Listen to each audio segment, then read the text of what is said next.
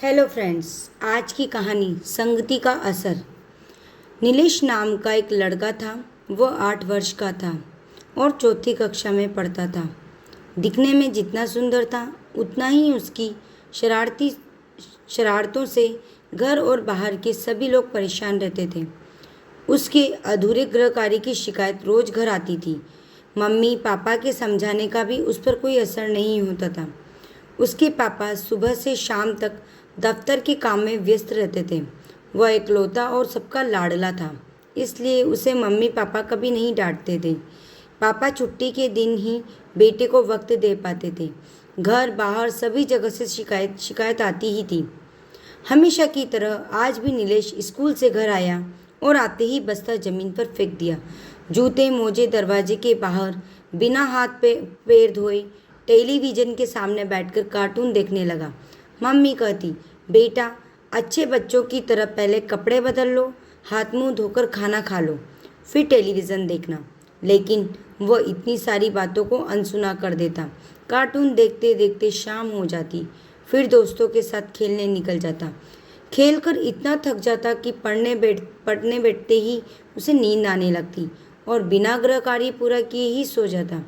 आधी नींद में उसे उसकी मम्मी रोज रात का खाना खिलाती। सुबह जब मम्मी उसे गोद में लेकर दुलारती तब जाकर उसकी नींद खुलती।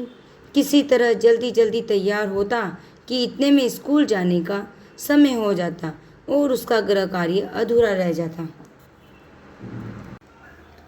स्कूल में जब शिक्षिका नीलेश से गृह कार्य पूरा न होने का कारण पूछती तब वह कई प्रकार के बहाने बनाता। जैसे मुझे गृह कार्य समझ में नहीं आया, इस समय ही नहीं मिला, घर में मेहमान आए थे, घर की लाइट चली गई थी आदि। वह रोज अपनी सहपाठी पूजा की कॉपी लेकर गृह कार्य पूरा करता। एक दिन किसी कारणवश वह पूजा की कॉपी वापस देना भूल गया। इससे पहले कि उसे याद आता, पूजा स्कूल से घर के लिए निकल चुकी थी। तेजी से उसका पीछा करते हुए पूजा को उसकी कॉपी देने के लिए घर पहुंचा तो उसने देखा, घर पहुंचते ही पूजा ने सबसे पहले अपना बस्ता सही जगह पर रखा, फिर अपने जूते उतारकर शू रैक में रखे, हाथ मुंह धोकर कपड़े बदले। उसके बाद खाने की मेज पर बैठी पूजा की माँ ने नीलेश को भी हाथ मुंह धोने के लिए कहा और खाना खाने के लिए बैठाया। भोजन खत्म करने के बाद नीलेश ने पूजा से पूछा, अब तुम क्या करोगी? पूजा ने विनम्रता से जवाब दिया, थोड़ा आराम करूंगी और उसके बाद अपना गृह कार्य पूरा करूंगी। नीलेश को इस बात पर बड़ा आश्चर्य हुआ। उसने पूजा से हिचकिचाते हुए पूछा, क्या तुम कार्टून नहीं देखती, खेलती नहीं? पूजा ने जवाब दिया, मैं पहले अपना गृह कार्य पूरा करती हूँ, उसके बाद मम्मी से पूछकर ही कार्टून देखती हूँ और शाम को खेलती हूँ। पूजा की बातें सुनकर नीलेश को अपनी गलतियों का एहसास हुआ और उसने मन ही मन ये निश्चय किया कि अब से वह समय पर अपना काम करेगा। घर पहुंचकर बस्ते को पटकने के बजाय बिना कहे उसने उसे उचित जगह पर रखा, जूते शू रैक में रखे, हाथ मुंह धोकर कपड़े बदले और अपना गृह कार्य पूरा करने बैठ गया।